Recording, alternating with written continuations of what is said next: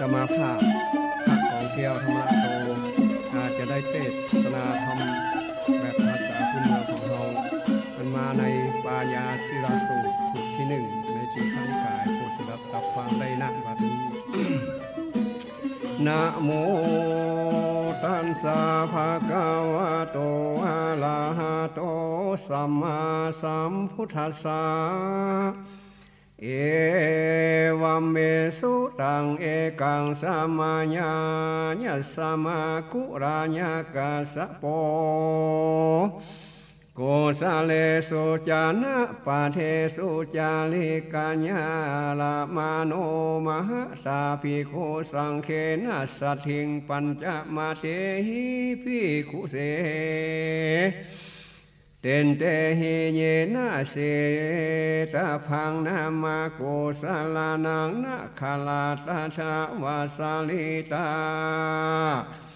ตันตาสุตังกุมาลาสกาโปเสตาปะยังวิหาลันติอุตะเลนะเสตะพังสิปาวเนโดลาโสตุจานาสัพโพลิสัตตังหลายอันว่าในยะธรรมเทศนาอันนี้อันมหากุมาลกัสสปะเทนเจ้าตนมีอายุได้เอกตะกันทานันดรยิ่งกว่าสาวกะเจ้าต่างหลายโดยเทศนาธรรมอันปาจิตติดโดยอุปมายิ่งนักแก่ปัญญาศิลาจญะโลเราเปิงรู้ในปัญญาศิลาญะโสดด้วยกรรมมีต้นว่าเอวาเมสุต่างนี้เป็นนิจานะแห่งปัญญาศิลาจญะโสดอันมหาอานันตะเทียนเจ้าตนเป็นธรรมพัสดาคาลิการักษาเล่มธรรมแห่งพระพุทธเจ้าหากกล่าวในจำกลางอาลาหันตาเจ้าต่างหลายได้500พระองค์มีมหากัสสปะเทนเป็นประธานะในเมื่อปัญธรรมสังขายานาธรรมว่าข้าแด่มหากัสสปะเทนเจ้าตนมีอายุอันว่าปัญญาศิลาจายาโสดอันนี้อันข้าตนชื่ออานันตะหากได้สดับรับฟังแต่ปากพระพุทธเจ้าด้วยอาการอันหนึ่งดังข้าจะกล่าวไปนานี้กังสะมายังมีในกาละคาบหนึ่งเจ้ากุมารลากาสาปะตนมีอายุตั้งกำพาธนาแต่ปาตามูลละแห่งพระพุทธเจ้าปาตุมุตตละเจ้าในติสุดแห่งแสนมหากัปเอกังสะมายังเจ้าก็ปั้มเปิงในสมปานานประมาณมาได้แสนมหากัปจึงได้เป็นอรหันตาในศาสนาแห่งพระพุทธเจ้าเหล่านี้ปรากฏเป็นดังพระจันทร์อันเต็มมามัวละมวลอันปรากฏในอากาศนั่นก็มีดังจางโลมานี้เจ้ากุมารละกัสสปะนี้ได้เกิดเป็นกระตุมปีกผู้หนึ่งมีเขาของมากนางในกาละเมื่อเกิดมาแห่งพระปาตุมะละเจ้าในที่สุดแห่งแสนมหากัปเวียปาลังปันนั้นเจ้าได้หันพระปาตุมะละเจ้าตั้งไว้ยังเจ้าภิกขุตนเอิง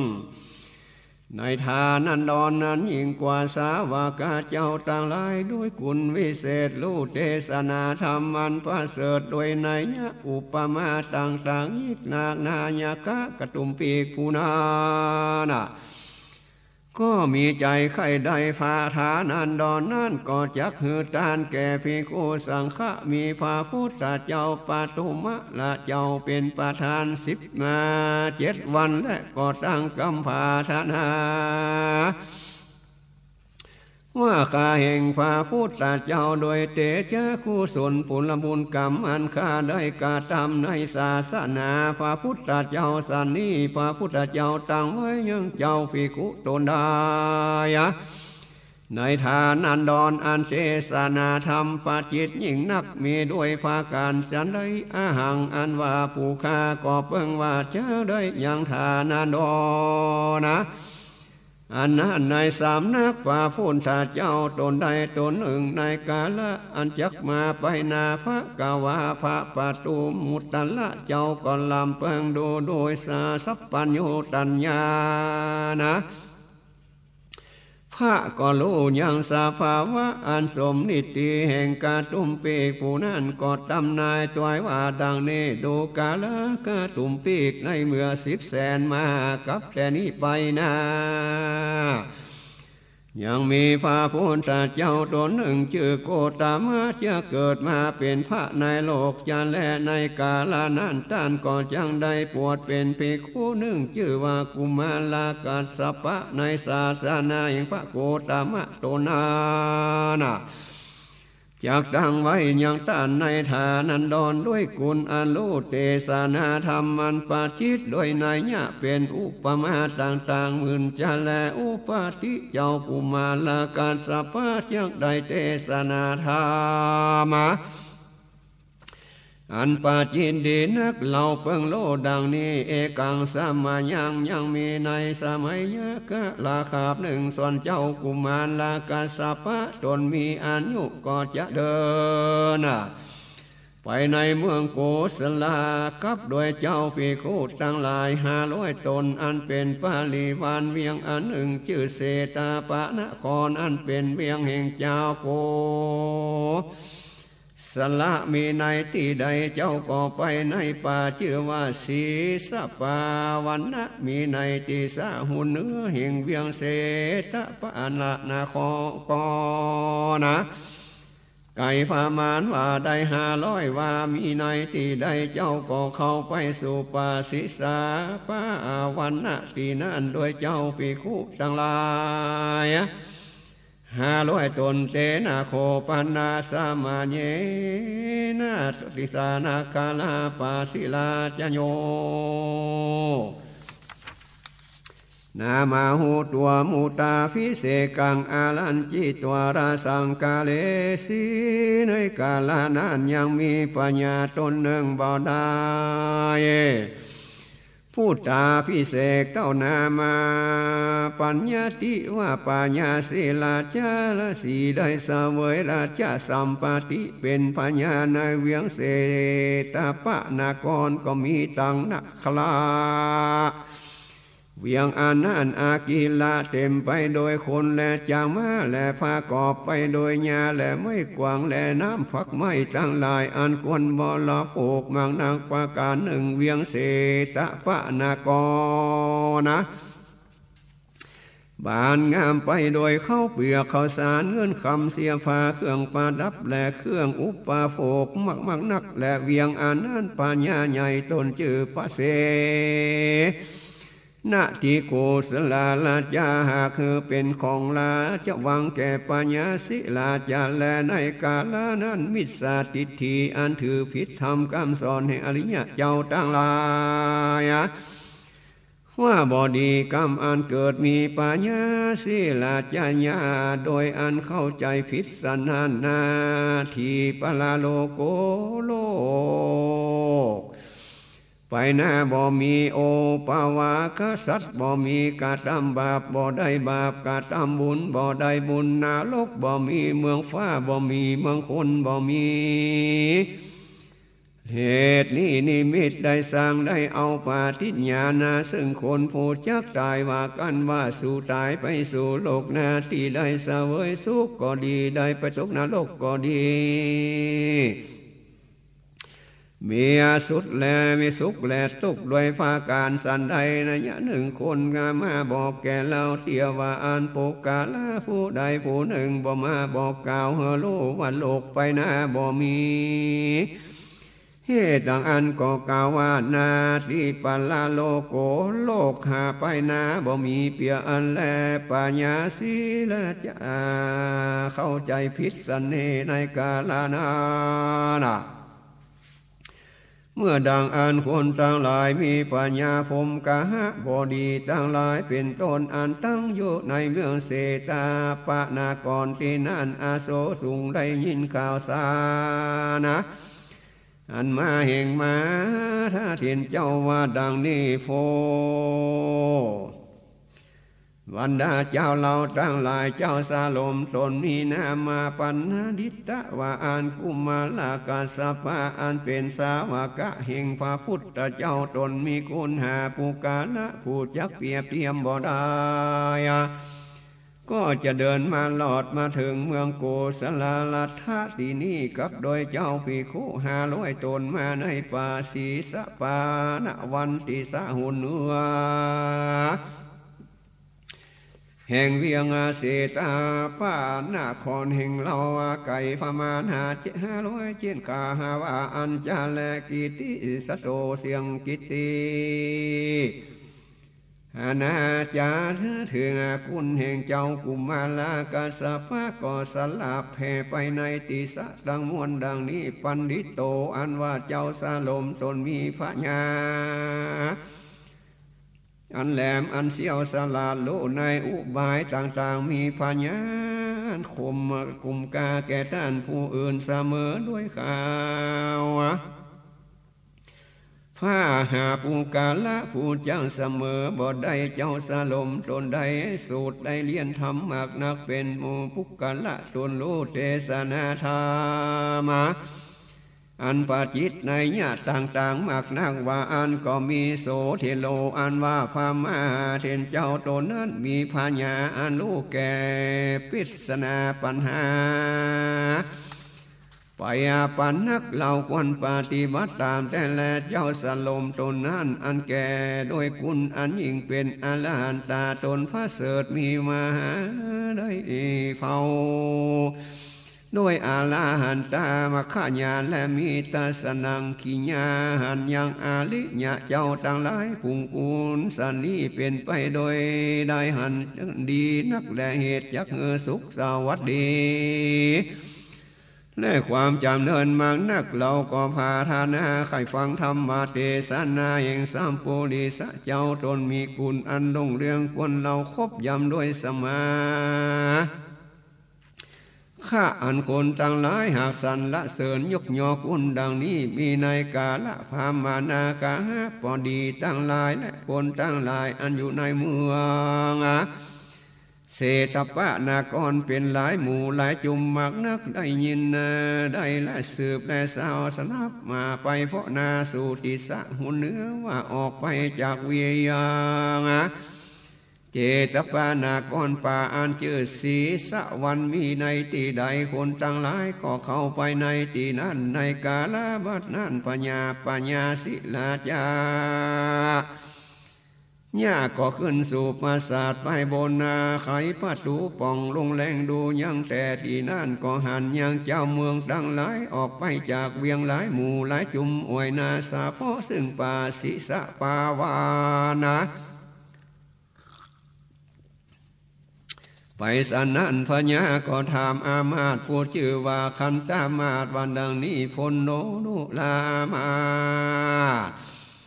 ผู้เป็นคนใจบานีพามานะกะหะบอดีคนตั้งหลายอันอยู่ในเวียงเศตาปะนากรนี้ออกไปสะพอนาซึ่งติดสะหุนเหนือแล้วเข้าไปสู่ป่าสิปาลาปาวันเหตุใดจ้าอามาตผู้ชื่อว่าคันตาเป็นคนใจกล่าวดังนี้แต่ว่าข้าแด่มหาราชเจ้ายังมีมาเห็นเจ้าตนหนึ่งชื่อกุมาลกาสภะเป็นสาวกะเองพระพุทธเจ้าโกตมะตนพระเสริฐกว่าโลกทั้งมวลเจ้ากุมาลกาสภะตนนั้นจะเดินมาในเมืองโกศลาลัทธะมาถึงเวียงเศตปานากรที่นี้กับโดยเจ้าภิกขุทั้งหลาย500 ตนอันมาอยู่ป่าศิสะปาวันที่นั่นก็มีเทวะคาเดมหาราชเจ้าอันว่าเสียงกิเตียหรือจ้าปรากฏบามีพระญาจ้างแก่เปศนาปัญหาก็ไปโดยเหตุตั้งมวลหนึ่งเราเจ้าสาลมตนนั้นแก่โดยคุณและบุญสภาวะเป็นอรหันตาตนพระเสริฐควรรับเอาตานะแห่งคนและเทวดาต่างหลายมีและเหตุดังอันเจ้าเวียงตั้งหลายเข้าไปสู่ป่าสีสปาวันเปียดยักไว้และฟังธรรมแห่งเจ้ากุมารละกันสภาโตนาน ว่าดูกาลามาเตนะพี่หีแลมีดังอันต้านจุงเข้าไปหามยังพามขะบอดีคนตั้งหลายเฮยังอยู่ก่อนอย่ารีบไปว่าอันดูกาลาเจ้าตั้งหลายแม่นพญาเจ้าตนอยู่ว่าปัญญาศีลจักาก็จับไปสู่ปาสิปาวันเปียจักขันยังเจ้าสาลมตนชื่อกุมารลากาสัพพะโดยเหตุนั้นต้านตั้งหลายจุงย่างก่อนเตอต้านจุงไปกล่าวแก่คนตั้งหลายก่อนเตอเหตุสันใดหือต้านไปหามคนต่างหลายนั้นจาด้วยมีแต่และอันว่าเจ้าสาลมตนนี้ชื่อกุมารลากาสัพพะเป็นสาวกะแห่งพระพุทธเจ้ากูนากามะกะตับโกตามะเจ้าตนนั้นว่าอันและสาวาอาทิปโลจะโกอาทิโอปสาติกาดังนี้อันว่าโลกไปหน้าก็มีโอปปาติกาสัตว์ก็มีพละแห่งบุญก็มีพละวิบากแห่งบาปก็ดีนรกก็ดีเตียนยอมกล่าวสันนีจะแลทักโคในกาลนั้นปัญญาศีลจามีฟามานาคหาบดีเศรษฐีคนต่างหลายอันอยู่ในเวียงเสตาปะนากรเป็นปาลิวานก็เข้าไปสู่ปาสีสปาวานะอันเจ้ากุมารลากาสัพพะมีในที่ใดใครก็เข้าไปในที่นั้นและจมเจิญยินดีกล่าวถวายคำเป็นสลานิยะอันควรละนึกคิดถึงยิ่งนักฮือเป็นไปกับโดยกุมารลากาสัพพะแล้วก็นั่งอยู่ที่ควรแก่โตนะพามนากาบดีเศรษฐีตั้งหลายหลังฟ้องไว้มาเช่นเจ้าโดยตีที่ที่เต้าแห่งบางฟ้องกล่าวถวายคำอันควรยินดีบางฟ้องก็หูลูนามาโคดแห่งตนและก็นั่งอยู่ฟ้าปัญญาสาสิลาจญากันว่านั่งอยู่แล้วก็กล่าวละตินอันโตนะลัทธิอันตนถือผิดนั่นแก่เจ้ากุมารลากาสัพพะว่าดังนี้โภกาสัพพะวะติดุลาเจ้ากาสัพพะอันว่าหาลิทธิแห่งขามีดังนี้นาทีปาลาโลโกนาทีสันตาโอปปาติกาสุตตาคาตังสุขตานังกัมมาทานังราภาวิวาโกอันว่าโลกไปนาบ่มีโอปปาติกะสัตก็บ่มีอันว่าปัญญาพันละแห่งกุศลกามาอันปุกาลาผู้บ่กุมกาตามาลายก็ดีก็บ่มีอิติปิมินากาลาเนนะแม่นโดยเหตุผู้นี้คือข้าได้ถือลัทธิก็ยังมีดังนี้ต่างสุตัวกุมารลากาสาโปปัญญาศีลาจะมาวโตคาติมาลาติวาโลติมายาสุตังวาติฟาโลติทัสสะโอปปาติกาการสัพพะสินเจ้าได้ยินคำจาแห่งปัญญาปัญญาศีลาจานั้นเจ้าก็กล่าวดังนี้ดูกาลาปนาลาศีลาจาวาตาวาตะแห่งเรามีดังนี้ลัทธิอนาถือแห่งเรามีดังนี้เราก็ได้หันโดยตาเราก็ได้ยินโดยหูก็มีโดยภาการดังนี้ว่าอาทิปาลาโลโกโลกไปนาก็มีโอปปาติกาสัตก็มีวิบากภาละแห่งกุศลบุญนะกรรมก็มีภาละวิบากแห่งอกุศลกรรมเป็นบาปก็มีแต่ดีลีได้ดังลือมหาราชป่วยกาวานาติปลาโลโกโลกไปนาบ่มีเหตุใดจะเราก็ถามมหาราชในปัญหาอันมหาราชจุงแก้ปัญหาดุลามหาราชอันว่าจันทะเทวบุตรและสุริยะเทวบุตรอันปรากฏมาในโลกจังว่าเป็นเทวดาโลว่าเป็นคนอัญญามหาราชเจ้าเข้าใจโดยภาการสันใดจุงกล่าวแก่เราด้วยภาการดังอันเตในกาลานั้นปัญญาศิลาจา ข้าหนิ่งใจสันนี้เจ้ามาหารสลมตนนี้ก็นำมายังพระจันทร์และฟ้าอาทิตย์อันใหญ่นักในโลกนี้มาเป็นอุปมาเป็นธรรมเทศนาธรรมปัญหาอันนี้มหานางอาปาเจ้าตนนี้เป็นใหญ่เสมอดังพระจันทร์พระอาทิตย์จะแลปุกาละผู้ใดผู้หนึ่งอันบ่อาจจะแก่ย่างพญาแห่งมหาสลมตัวนี้โดยง่ายจะแลปีกูแก้ว่าจันทะสุริยะก็มีในโลกเดี๋ยวแล้วว่าอันปาลีเวทีสาธิต้านก็จะเกี่ยวถามกูสันนี้เราจะจันทิมาสุริยามีความหมายใหญ่น้อยเท่าใดจ้าท่านจักเกี่ยวถามกูสันนี้เหตุดังอันกูบ่อาจจักแก่ได้ยังเหตุอันนั้นจะแลกวนเก่าจันทิและสุริยะบ่มีในโลกนี้เตื้อแลภาการหนึ่งพระพุทธเจ้าก็เทศนาในอาสุตตาโภจนาจาทากาพูนว่าจันนาจันนีมาสุริยะวิมานว่าอันกรรมอันนั้นแผ่ไปตัวสกาละจุมปูทิพวันนี้เหตุดังอันกูควรกล่าวว่าบ่ใจควรหากเป็นเทวบุตรเทวดาควรจะแลกันว่าปาญาศิลาจลาคาหนิงสันแล้วเก่าดังนี้พันเสกัสสปะคาแด่เจ้ากุมารกาสปาจันทาสุริยะมีในโลกไปนาบ่มีในโลกวันนี้ภาการหนึ่งจันทาสุริยะก็เป็นเทวบุตรแต่บ่ใจคนแด่มหาเทนเจ้ากล่าวว่าดูกลาปัญญาศิลาจากาตันจุงเข้าใจว่าโลกไปนาก็มีและโอปปาติกาสัตว์คือเทวดาก็มีพละบุญก็มีพละแห่งบาปก็มีด้วยปริยายดังนี้เธอมาเทนเจ้าเทศนาปัญหาอันนี้เป็นปัทมาแก่ปัญญาศิลาจะดังนี้ก่อนนะปัญญาศิลาจะกล่าวว่ากรรมมันเจ้าโกตนเจอกุมารลากาสปะเก่านั้นจุงมีดังอันเธอโดยแท้ฤทธิภาธาปัญญาแห่งข้าและโลกไปนาก็ดีโลกโอปปาติกะก็ดีภาละแห่งกุศลกรรมก็ดีวิบากแห่งบาปก็ดีมหาเถรเจ้ากล่าวว่าดูกาลามหาราชเข้าใจด้วยปริยายอันใดและมีดังอันมหาราชจุงกล่าวแก่เล่าด้วยปริยายอันนั้นเถอปัญญาศิลาจาอย่ากล่าวว่าปริยายเป็นเหตุคือข้าเข้าใจก็ยังมีจะแลมหาเถรเจ้าถามว่าปริยายอันนั้นมีโดยภาการสันใดมหาราชจุงกล่าวแก่เล่าเตอฟาญาปัญญาศิลาจญากล่าวว่าข้าเองเจ้ากันสภะคนตั้งหลายฟุงเป็นญาติกา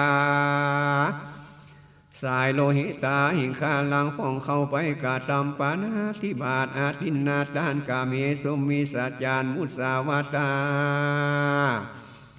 เปสุนาวาจาพาลุนสาวาจาสัมภาปปราปาวาจาพิญญาไปนาปาตามิสาติถีเข้าทั้งหลายอันพาก่อไปโดยทุจาริตกรรมต่างๆอันถือมิสาทิฏฐิกรรมเป็นโทษในใจสันเนและในกาละไปหน้าแต่นั้นญาติกาวงศาทั้งหลายผู้นั้นมีเปียที่บังเกิดลางอาชาปาคนทั้งหลายผู้เป็นเปียที่สามณะพามทั้งหลายมีทิฏฐิดังนี้ว่าคนทั้งหลายผู้ได้ย่อมกระทำกุศลกรรมปัทมา10ประการมีปานาธิบาตเป็นตนคนทั้งหลายผู้นั้นกันว่าตายว่างปัญจขันธ์สังหาไปนาแต่จุติเตียนย่อมไปเกิดในนาโลกอาณาปาสจาสุขเป็นที่ไปแห่งสัตว์แน่หลายนักและสามานาพามหากกล่าวไว้ในโลกนี้มีสันนิเหตุดังอานฟ้าวันอันว่าสู่ต้านสังหายผ้าก่อไปโดยกรรมปาทา10ประการมีปานาธิบาตเป็นต้นสู่ต้านทั้งหลายก็เพิ่งว่าจักใดไปเกิดในนรกไปหน้าแต่จุติตายจากโลกนี้ไปจะแลสู่เจ้าทั้งหลาย ได้ไปเกิดในลาโลกตีนั่นแต่ยาอันว่าคนบอกแก่เล่าว่าโลกไปนาก็มีโอปปาติกาสัตว์ก็มีวิบากแห่งบาปก็มีปัลละแห่งบุญก็มีแต่แลต้านทั้งหลายยะมาบอกแก่เราว่าอันเจอเหตุสู่เจ้าทั้งหลายมีคำจาอันเราควรนาแท้เป็นผู้กาละผู้ควรคบยำควรเราเอาปาติญญาเสื่องาต้านทั้งหลายจักใดไปหันแจ้งนักแต่โลกอันนี้มีและข้าก็ฮือปฏิญาณแก่เขาสันนิเตมะอนุสาคนผู้นั่นก็รับเอากรรมแห่งข้าแล้วตายไปก็บ่แม่บอกกล่าวแก่ผู้ข้าและก็บ่ใจคนผู้ใดผู้หนึ่งมาบอกแก่ข้าเหตุนั้นข้าก็บอกเข้าใจว่าโลกไปนาก็มีด้วยปริยายสานิมหาเต็นเจ้ากล่าวว่าดูกาลาปัญญาศิลาจาญะพีและมีดังอันเราจักถามถึงมหาลาและอาติอันเกิดเปิงอาใจท่านโดยประการสันใดมหาลาจุงกล่าวอาทาอนานแก่เราเตอดูกาลามหาลาดังเราจักใส่ใจดูนี่ผู้ใจทั้งหลายอันเป็นบ่าวแห่งตาเอาแล้วยังโจรผู้หนึ่งอันกาตำผิดอาจญาต้านเข้ามาสำแดงแก่ต้านว่าดังนี้ข้าแห่งมหาราชเจ้าใจผู้มีผู้นี้กาตำกรรมอันเป็นโทษเป็นโจรและมหาราชเจ้าจะใส่ตันตกามะโดยภาการสันได้ก็จุงกาตามอันมาเตอเมื่ออันมหาราชเก่าซึ่งคนทั้งหลายว่าดูลาเพื่อนทั้งหลายสู่ทั้งหลายจักเอาจนผู้ถือแปรแขนเมื่อหลังแล้วขุดนาขูดผมมาเสียเป่าปันนาดอกอันมีเสียงอันก้าหยาบนำไปสู่สาเพราะหุ่นต่างคนอันหนึ่งแต่หุ่นต่างอันหนึ่งเอาออกไปโดยประตูกำใจจุงตัดหัวมันเสียในปัจจาติคาคนนั้นเตอเมื่อดังอันผู้ใจอันเป็นบ่าวแห่งต้านเขาก็กระทำภาการดังนี้ในเมื่อโจรผู้นั้นเปิงหายน้ำไปรอดป่าจ้าพิดิษพาลบเปียวว่าจักขาสันนั้นมันก็กล่าวซึ่งพวกข้าคนดังนี้พลโตดุลาเจ้าต่างหลายอันเป็นพวกข้าคนสู่เจ้าจุงย่างอยู่หันน้อยหนึ่งก่อนจะแลญาติพี่น้องแห่งข้า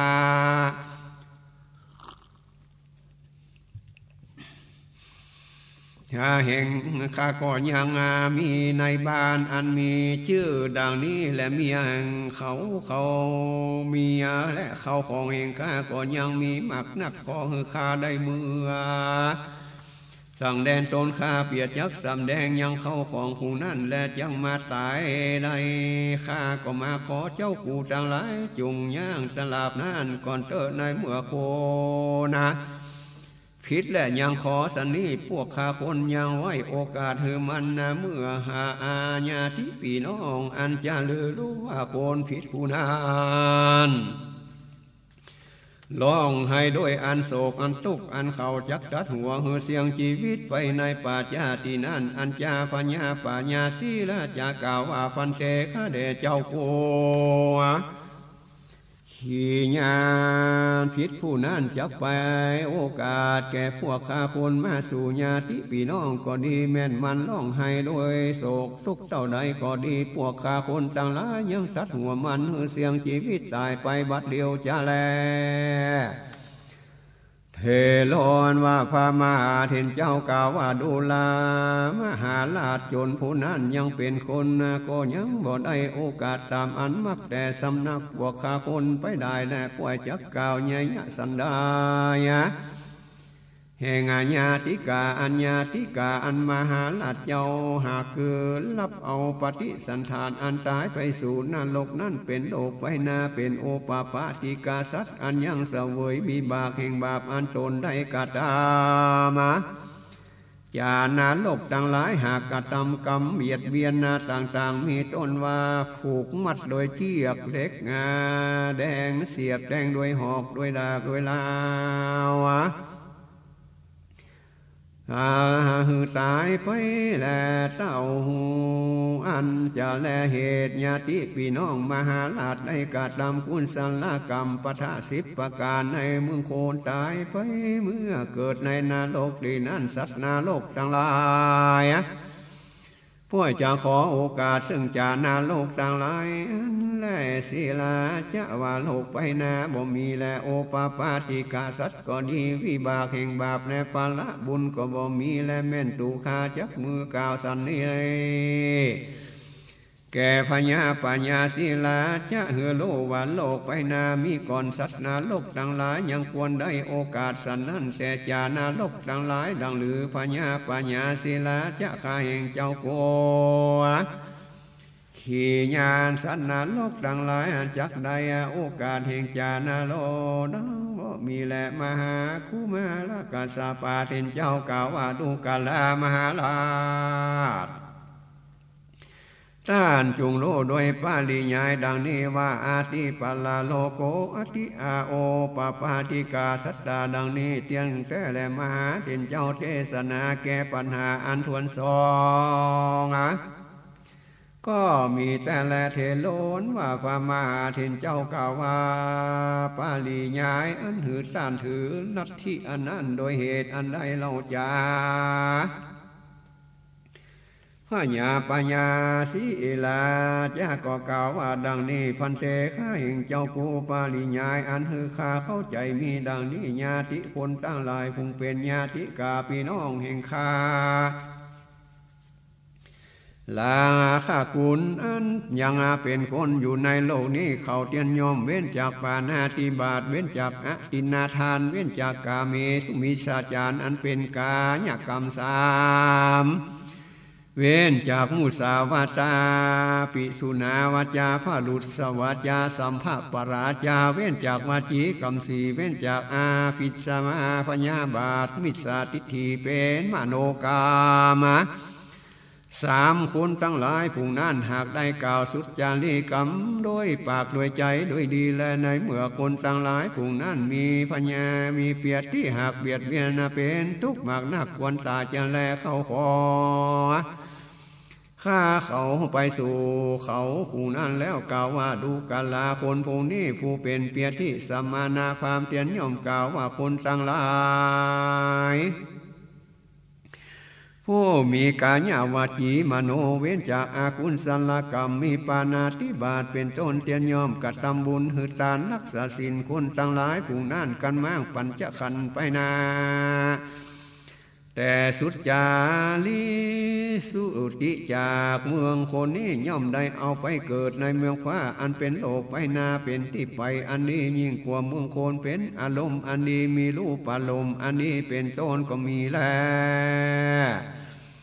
หัวสาลาบุญต่างหลายผู้นั้นอันสู่ต้านต่างหลายหากได้กัดดำในภาวะอันนี้แม่นดังเลือก็ดีต้านต่างหลายชักไปได้เกิดในโลกหน้าเป็นโอปปาติกะเทวดาตายจากเมืองคนจ้าและเหตุนั้นต้านต่างหลา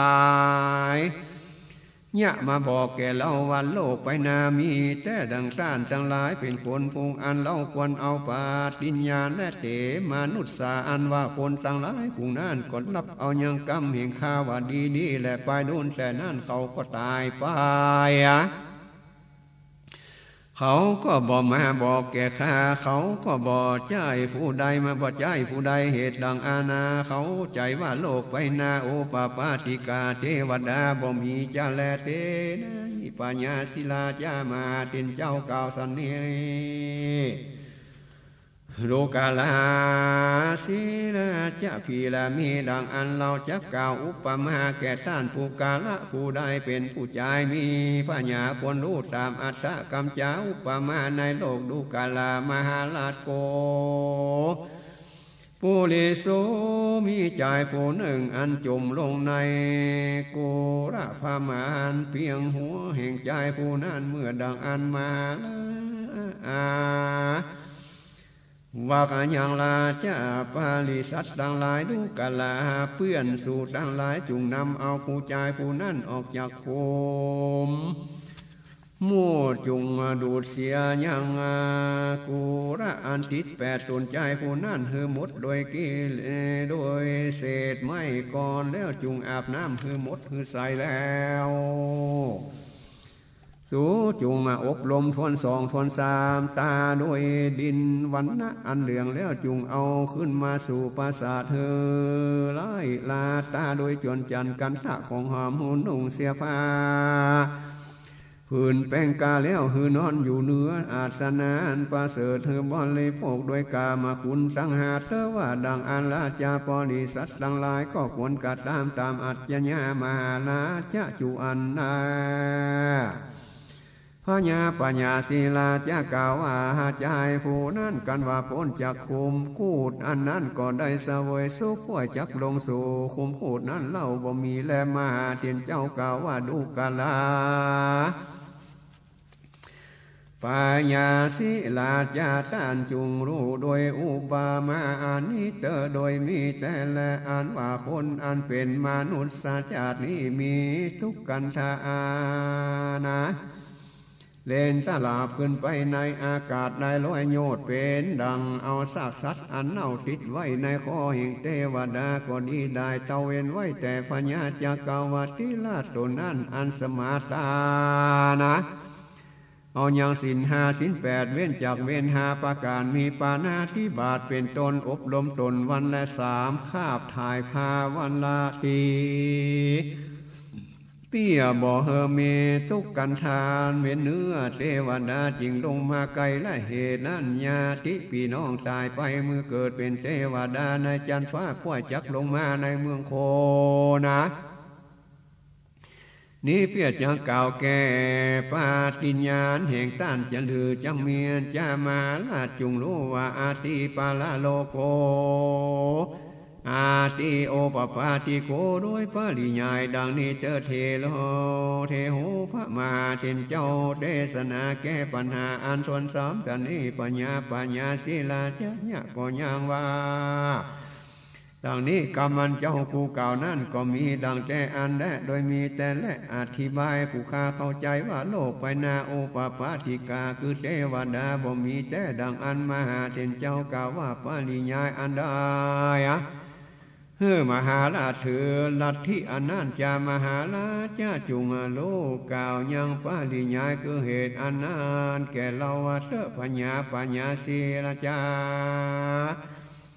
กล่าวว่าข้าเดชเจ้าการสาพญาติพี่น้องแห่งข้าทั้งหลายมีใจเว้นจากปานาธิบาตอาทินนาทานกาเมโสมิสาจานะสุลาเมลัยละจะปามาภาก่อไปด้วยศีลห้าประการทุกกาละภูมิศีลนักสันนั้นเมื่อไปล้นเขาก็มีเปียที่เป็นทุกขเวทนาลำบากห่างจักได้แต่ข้าเข้าไปไกลคนผุงนั่นกล่าวว่าดูกาลาปาที่ทั้งหลายสมานาฟามทั้งหลายในโลกนี้ลัทธิสันนี้แหละผู้กาละยิ่งใจในโลกนี้กระทำอันนี้คือเว้นจากเวรห้าประการมีปานาธิบาตเป็นต้นทันสายก็ได้ไปเกิดในจันทร์ฟ้าตาวติงสากำด้วยหมู่เทวดาทั้งหลายอันเป็นที่ดีแล้วยิ่งกว่าเมืองคนจะแลตุมเหพระวันตาสุสันสังลายในเว้นจากโทษทั้งมวลผู้นี้ก็ย่อมกระทำสุจริตกรรมนี้ในสภาวะอันนี้แหละอาปีแม่นดังเลยด้านทั้งหลายกันตายก็ได้ไปเกิดกำโดยหมู่เทวดาทั้งหลายในจันทร์ฟ้าตาวติงสาจาและชัดเจอุปจาติหือท่านทั้งหลายได้ไปเกิดในที่นั้นแท้จุงมาบอกแก่เราหือโลว่าโลกไปนาหันและโอปปาติกะเทวดามีแต่ดังอันละเหตุท่านทั้งหลายตายจากโลกนี้ไปสู่โลกไปนาอันใดรู้ได้หันยาเหตุอันนี้เรากวนาที่กรรมชาติจังลายจะแลข้าก็เอาปาฏิสารซึ่งญาติกาพี่น้องแห่งผู้ข้ามาฮือรู้ข่าวสันนี้เหตุดังอานะนาทิปาลาโลโกนาทิอุปปาติกาเปียอันมหากุมาลากาสปะกาวานุกาลามหาปราดพีและมีดังอันตันจุงฟัง ด้วยดีแด่เธอมนุษย์สาวาตั้งอันว่า100 ปีเมืองคนนี้จริงเป็นวันหนึ่งคืนหนึ่งในจันทร์ฟ้าตาวาติงสา30 วันนั่นเป็นเดือนหนึ่ง12 เดือนเป็นปีทิพย์ในตาวาติงสาปันปีทิพย์นั่นเป็นพามานอายุเทวดาอันอยู่ในจันทร์ฟ้าตาวาติงสาปันปีทิพย์อันนั้นพีจังนับเป็นปีในเมืองคนได้3 โกฏปลาย3 ล้านปีเหตุดังอัญญาติกาแห่งท่านผู้มีบุญได้กระทำตายไปได้เกิดจันทร์ฟ้าตาวาติงสาเสวยกามากุลทิพย์อันเป็นสุขยิ่งนักสิ่งพมานว่า2 วัน 3 วันแล้วข้านิ่งใจว่าเราจะลงไปบอกกล่าวแก่ปัญญาศิลาจารย์ได้อุปถาโลวาอานาทิปาลาโลโกอาทิโอปปาติกาตังทุกขตานังกัมมานังลาวิปาโกนันเสเทวดาคานิ่งใจสันเนจักลงมาบอกกล่าวแก่ท่านดังเลือยังมีนันจาพญาศิลาจะกล่าวว่าพันเตข้าเดชเจ้าโกปิจจานั่นบ่มีและเหตุว่าอายุแห่งเทวดาอันยืนยาวนักคำหลวงปันปีในเมืองโคนเป็นวันหนึ่งคืนหนึ่งในจันทร์ฟ้าตาวาติงสาพันเสกาเนเจ้าคูเราทั้งหลายสายจากญาติหลังอันจังใดมาเกิดเป็นคนจริงมาลาข้าได้เหตุดังอันโกปุกกะโลผู้ใดจักมาบอกกล่าวแก่เจ้ากวนจาเทวดาในจันทร์ฟ้าตาวาติงสามีอายุยืนเท่านี้แลว่าอัญจานาสัตตมหาภูคาตั้งหลายก็บอกเที่ยเจ้ากูได้มหาการสัพพะตินเจ้ากล่าวว่าดูกาลามหาลาภพี่มหาลาภบอกเที่ยกรรมก็จุงมีก่อนเตือนเราจะกล่าวอุปมาอันหนึ่งเรายังมีใจผู้หนึ่งมีภาษาตาหากรับเสียแต่ญาติคือว่าตาบอดแต่ต้องแม่ออกมาแม่นว่าคนเป็นคนจันดาลาก็ดีนางผู้เป็นแม่ก็บ่เสียยังเลี้ยงดูบุตรที่จำเริญใหญ่เสียมันก็บ่หันยังรูปาล้มสังหลายต่างๆมีต้นว่าวัตถุอันขาวอันเขียวอันแดงและแผ่นดินตีลาเพียงแลที่บ่ลาบ่เพียงแลภาการหนึ่งก็บ่หันยังพระจันทร์และดวงดาวพระอาทิตย์อันส่องแจ้งเมื่อวันและเมื่อคืนภาการหนึ่งผู้กาลาผู้ใดผู้หนึ่งก็บอกกล่าวแก่มันว่ารูปาลมนั้นแหละว่าอันดังลือโคนาตาบอดแต่ต้องแม่ผู้นั้นป่วยว่าจังรู้อัญจาพญาปัญญาศิลาจากล่าวว่ากรรมอันนั้นก็มีเป็นดังเจ้าหากล่าวแต่แล้วมันอาสลายสึงสานผู้อื่นอันบอกจริงรู้และมหาเถรเจ้ากล่าวว่าดูกาลามหาลัดต้านกล่าวกรรมอันใดว่าคนผู้ใดมาบอกแก่เจ้ากูว่าอายุเทวดาในจันทร์ฟ้าตาวาติงสายืนเท่านี้แล้วว่าอันถูทั้งหลายก็บอกเที่ยวว่าอันนั้นลอยว่าตานแผดกฎหมายดูด้วยพญาตนเต้าเก่าตามอันนาแห่งตามจะแลมาลาจานี้อุปมาเป็นดังใจภูมิตาอันบอดแต่ต้องแม่ออกมานั้นมหากุมาลาการสัพพะถิ่นเจ้าเก่าคมตีพญาสันนี้ก็เก่าดังนี้ว่าดูกาลามหาลาสั้นใส่ใจว่าปุกาละยิงใจทั้งหลายในหันเทวดาโดจักคู่คือว่าตาคนทั้งหลายในโลกนี้บ่มีเหตุเทวดาทั้งหลายแหกเป็นไปในโลกไปนาเศร้าเว้นไว้แต่สมณะมาพามทั้งหลาย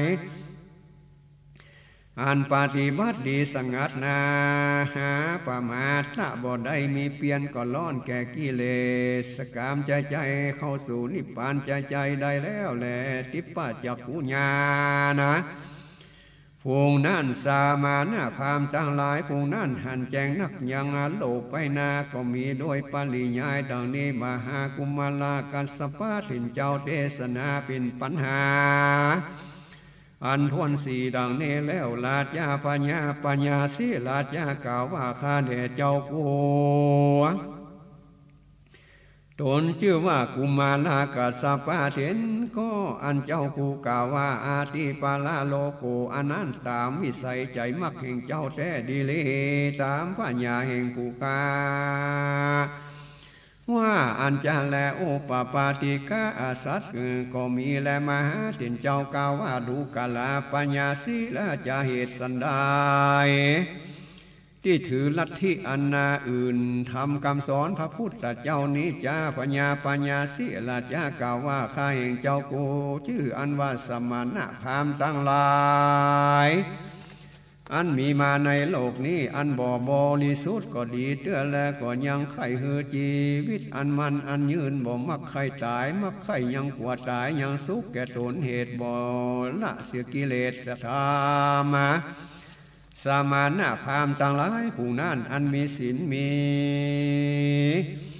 กันละญาณธรรมอันนี้ก็ยังขนิ่งใจสันนี้ผีสมณะพราหมณ์ทั้งหลายผู้นั้นว่ารู้ดังนี้แลพ้นโตรู้กะลาเจ้าเราทั้งหลายเอียโตโน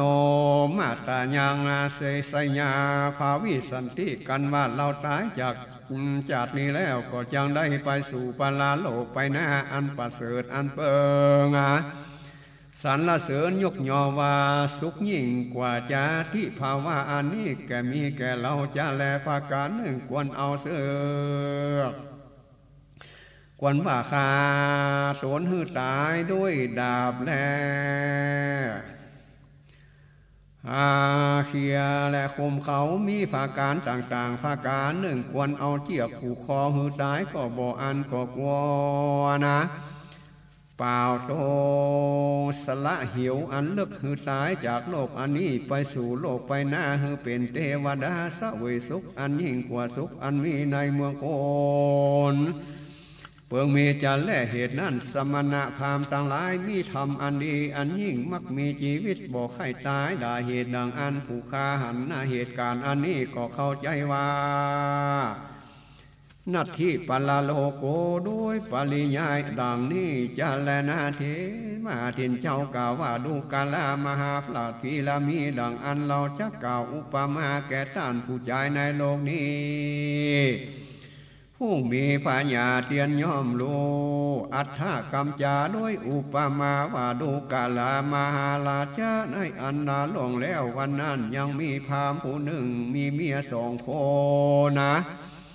นางผู้เป็นเมียหลวงมีลูกชายผู้หนึ่งในเมื่อกุมารผู้เป็นลูกอันใหญ่มาได้16 ปีนางผู้เป็นเมียน้อยป่วยทะลงกับพระบ่นานต่อใดก็จะผัดอยู่ได้ลูกผู้หนึ่งเล่าจาเมื่อดังอ่านพามผู้พ่อกระทำอันตายไปกุมารผู้เป็นลูกเมียหลวงกล่าวซึ่งนางผู้เป็นเมียน้อยว่าดูกาลาแม่เขาของเงินคำเข้าเปลือกข้าวสารงัวควายต่างหลาย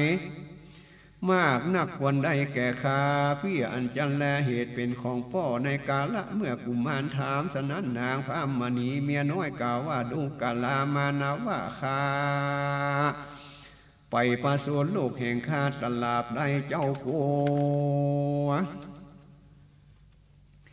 ในกาลนั้นนางพระมณีขนิ่งใจว่าสันนิคันนาทะผู้นี้จังว่าเป็นผู้ใจรู้ว่าเป็นผู้หญิงอันจะมักว่าจักใครรู้โดยด่วนปันนักมานะก็เอายางฟ้ามีดดาก็เดียเสียนกาคมเข้าไปในห้องพาลบว่าเปียจักผ่าต้องมานะเพียจังเฮลูกในต้องว่าเป็นผู้ใจหรือผู้หญิงมันยังอาจกาดตำใดอันจะหรือรู้ว่าบ่อาจกาดตำใดอันจะผักกันหนึ่งนางพระมณีผู้นั้นก็จะถอยเสียจากส่วน3 ประการคือจะตายจากชีวิตตนอันหนึ่งก็จะถอยจากลูกตนอันหนึ่งจักถวายจากเขาของสัมปติในข้าคุณอันนั้นคือว่า10 หายตายจากภาคจากวัตถุ3 ประการและหันละส่วนยิงผู้หาไฟมาปัญญาบ่ได้ แม่นแสวงหาลูกอันนั้นแต่มีอุบายก็บ่ชอบก็จังถึงซึ่งอันสิบหายอันนั้นแต่มีกะลาดูกะลาปัญญาสิลาจาท่านเป็นผู้กาละผู้มีปัญญาดังลือป่วยแสวงหาโลกไปนาด้วยอุบายอันบ่ชอบใครรู้โลกไปนาโลกไปนามาขาชีวิตตนว่าจังเฮอกินง่วนและผูกคอตายเปียป่าอยู่จะนะใครหันโลกไปนาเป็นกรรมอันสิบหายจะแลนาดูกาลาปัญญาศีลาจะสมานาพามต่างหลายผู้มีธรรมอันดีมีชีวิตบ่เสียงป่วยจักคงคอยด้วยอุบายอันบ่ชอบเสี่ยงเลี้ยงจีเสี่ยงชีวิตก็มีแลภาการหนึ่งชีวิตหาเสี่ยงป่วยคงคอยสิบหายไปเราก็มีแลสมณะพามทั้งหลายตนมีศีลมีธรรมปฏิบัติเพื่อพโยจันนะคือเป็นบุญเป็นคุณเป็นสุขแก่เทวดาเหตุมีใจอินดูคุณามากนักจะแลดูกาลามหาราชท่านจุงรู้ว่าอาทิปัลลาโลโกโลกไปหน้าก็มีโดยปริยายดังนี้แหละพญาปัญญาศิลาจาก่าวสันนี้เจ้ากูเต้ากล่าวตามวิสายอันเพิ่งใจแห่งเจ้ากูจุมีดังอันก่อนเตออธิบายพญาแห่งคานี้โลกไปนาและโอปปาธิกะบ่มีกัดตามบาปก็บ่ได้บาปกัดตามบุญก็บ่ได้บุญมหาอาลาจะกุมารกาสภาถิ่นเจ้าถามว่าดูลามหาราชต้านมีใจอันถือลัทธิพิษนั่นโดยปริยายอันเรานั่นจาพระญาปัญญาศิราชากาวว่าพันเตข้าแห่งเจ้ากูปาลิญายอันข้าวใจมีสันนี่ผู้ใจต่างหลายอันเป็นบ่าวแห่งข้าเอาโจรมาสำแดงว่าสันนี้ข้าแห่งมหาราชเจ้ามันผู้นั่นกะตามกรรมอันเป็นโจรลังควรเอาอย่างเข้าของแห่งตานบอดชอบอัจญามหาราชเจ้ามาราชเจ้าจุงกะตามาทันทกรรมโจรผู้นั้นตามอัจญาเตอเมื่อดังอันผู้คาควรบังคับลาเจ้าปุริสะสังหลายสันนี้สู่ต้านสังหลายฆ่ามันด้วยดาบจุงเอามันไปหาแล้วโฮมพุทธนะคุมมาแล้วข้าหือมันสายโดยดังไฟใส่นันเตอราชาปุริสะทั้งหลายเขาก็กระทำโดยผ้าการดังหานผู้ใจผู้นั้นสายแล้วผงหมอลงจากคนเศร้าแล้วไข่หนังหุ้มปากนั้นเสียฟอดูด้วยใสใจว่าแม่นดังลือเราต่างหลายก็จักเหือชีวิตแห่งเขาออกไปจากหมอจะแล้วว่าอันผู้ฆ่าทั้งหลายก็บ่หันชีวิตออกไปใดที่อื่นโดยเป็นโลกไปนาอันสายและก็หากสิบหายกำโดยมันเรียกว่าบ่ได้ไปสู่ปลาโลกไปนาเหตุดังอันผู้ค้าเข้าใจว่านัตถิปลาโลโกเพื่ออันแลมหากุมารกัสสปะกล่าวว่าดูกาลามหาราชต้านเข้าใจโดยลัทธิอันผิดดังนี้ก็จุงมีก่อนเตอเราจะกล่าวอุปมาแก่ท่านในเมื่อท่านเข้าไปสู่ที่นอนเมื่อวันรับสนั่นท่านฝันหานะอารมณ์มาลมดอกไม้ลูกไม้ป่าไม้และแผ่นดินนาที่ลาบที่เปียงปวนนาสุสุขถูกต้องเนื้อเปิงใจก็มีฝันหันสละโบกคาลานีอันมีในน้ำใสงามควรเข้าใจยิ่งนักยังมีอัญญาพญาปัญญาเสียราชากาวว่าข้าเดชเจ้าโกข้าเข้าไปสู่ที่นอนเมื่อวันและลับก็ยังฝันอาลามดอกไม้และแผ่นดินโบกกาลานีมีน้ำอันใสงามควรสนุกแก่ใจก็ยังมีแลมาถิ่นเจ้าก็กล่าวว่าดูกาลามหาราชในคณะเมื่อท่านนอนฝันนั่นคนต่างหลายผู้เป็นคนใจอยู่กับโดยเจ้าปัญญาคือเป็นนะ เปียแน่เป็นข้อมทั้งหลายก็ดีนางใจแหละนางนาสนมผู้ถือจามาลีไล่แมงวันเสียแก่เต้าพญาและกุมารีทั้งหลายอันอยู่ติไกลเจ้าพญาลามีสันนี้คนต่างหลายผู้นั้นบอกว่าเผารักษาเจ้าพญาเสมอดังมหาราชยามนอนรับแต่จะเลือพญาปัญญาสิราชากล่าวว่าข้าแห่งเจ้าผู้คนผู้นั้นนั่งอยู่เฝ้ารักษาข้าในเมื่อนอนหลับนั่นก็ยังมีเป็นดังเจ้าพูดกล่าวจาแลนาดูกาลามหาราชอันว่าคนตั้งหลายตั้งมวลผู้นั้นผู้ใดผู้หนึ่งยังอาหารชีวิตแห่งต้านอันออกไปจากตนปล่อยเข้ามาสู่ตนแห่งต้านดังเก่าอันจะเลือพระญาก็กล่าวว่าข้าแห่งเจ้าผู้ต่างหลายผู้เป็นผู้เผาหักษานั่นผู้ใดผู้หนึ่งจักหันชีวิตอันออกจะไปจากตนแห่งผู้ฆ่าปล่อยเข้ามาสู่ตนแห่งข้าดังเก่าเล่าบ่มีแลมาถิ่นเจ้าก็กล่าวว่าดูกาลามหาราชคนต่างหลายยังมีชีวิตเขาก็ยังบ่หันชีวิตแห่งต้านอันเป็นกับโดยชีวิตอันออกไปเข้ามาสู่ตนแห่งต้านได้เหตุใดต้านปล่อยจักหันชีวิตแห่งคนผู้ตายอันจ้าบ่มีแก่ต้านเหตุดังอ่านต้านจุงเข้าใจโดยปาลิญายสันนี้เตออาทะในกาลนั้นพะญาปัญญาสิลาจากล่าวว่าข้าแห่งเจ้ากูกล่าวโดยปาลิญายอันใดนั้นจุงมีเตอโดยมีแต่แลข้ายังเข้าใจว่านัตถิปลาโลโกโลกไปนาบ่มีสิ่งเดียวมาหาถิ่นเจ้ากล่าวว่าดูกาลามหาราชเหตุใดต้านถือลัทธิอันผิดนั้นเล่าโดยปริญายอันใดเล่ายังเมเล่าต้านจุงกล่าวยังปาลิญายอันมันจักอันมักเปลืองใจแห่งต้านแก่เล่าเตอปัญญาสิลาจากล่าวว่าปาลิญายอันข้าเข้าใจก็ยังมีมนุษย์อันว่าคนต่างหลายเอาโจรผู้หนึ่งกาตำผิดมาสำแดงแก่ข้าว่ามันผู้นี้มีโทษผิดอัญญามหาราชเจ้าจุงใส่โทษสันดากรรมตามอันมักเถอะวางดังอาในขาณะนั้นข้าควรกล่าวซึ่งคนต่างหลายอันเป็นบ่าวแห่งข้าว่าสูจุงยังใจผู้นี้โดยด่วนเมื่อยังมีชีวิตนั่นแลสูจุงข้ามันซึ่งอันบ่ฮือหายใจได้คือว่าผูกคอมันโดยสายถ้าหนูก็ดีโดยเชี่ยก็ดีอย่าเหือเลียดออกเสียกันว่าตายแล้วสู่ป่วยชัดลูก